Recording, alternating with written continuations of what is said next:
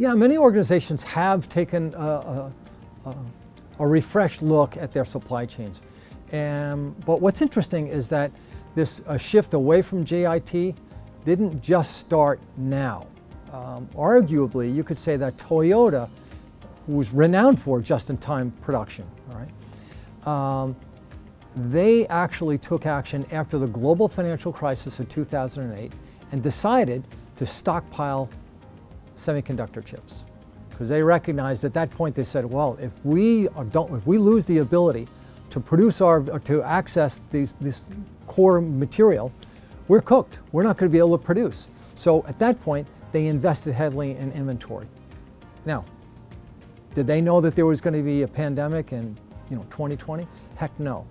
But they were prepared for some disruption in the supply of those semiconductors. Now, they made an investment theoretically, 2008, 2009, 2010. So, 10 years later, was that a good investment? Well, now we can see that was really wise, because for at least 6 months, 9 months, maybe 12 months, they were able to produce as many vehicles as they wanted compared to their competitors. So you'd say, well, that paid off. Well, you'd have to consider, how much did they invest? They invested that for 10 years in inventory, got to maintain the inventory, got to refresh the inventory, and then they were able to take benefits from that, which is the benefits come from more margin that comes from being able to sell more vehicles than their competitors could.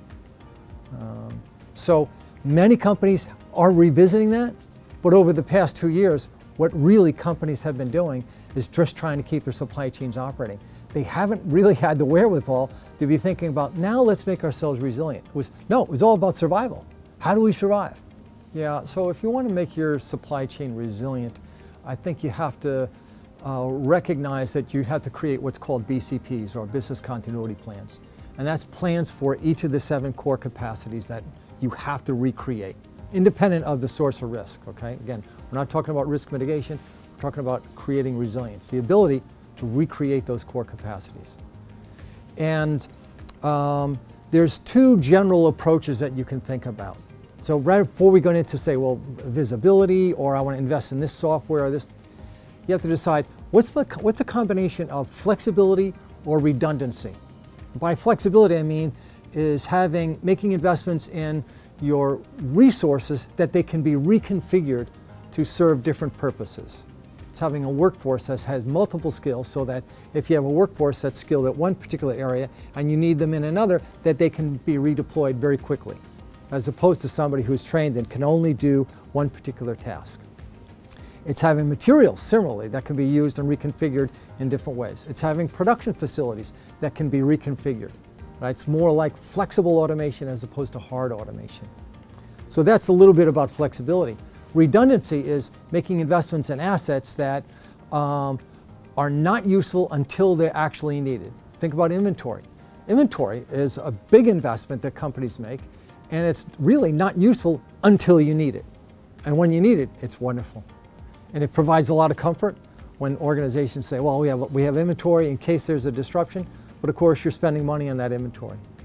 Having excess capacity, deciding to run your production operations at a utilization that's much lower than the industry standard. That gives you the ability to increase your capacity in case there's a disruption, but it also means you're not getting as much out of that asset as possible.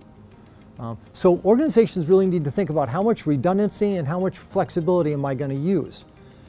Invariably, organizations need to have some inventory to get through an immediate period after a disruption occurs when, for instance, if they lost all their inventory, let's say they'll lose a warehouse that has their inventory. If you had backup inventory someplace else, well, then it could be redeployed immediately.